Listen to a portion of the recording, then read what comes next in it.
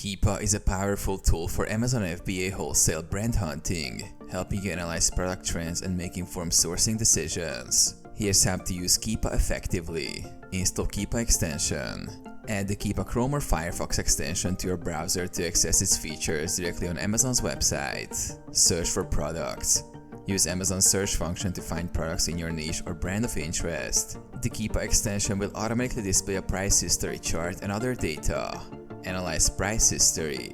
Review the price history chart provided by Keepa. Look for products with stable or increasing prices, indicating strong demand. Pay attention to historical price trends and fluctuations. Check sales rank history.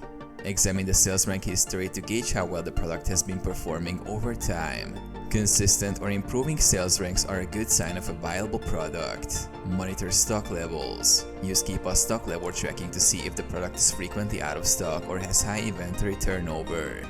Low stock levels can indicate a strong selling product. Identify deals and trends. Look for patterns in discounts and promotions. Identify products that have frequent price drops, which might indicate opportunities for sourcing at lower costs.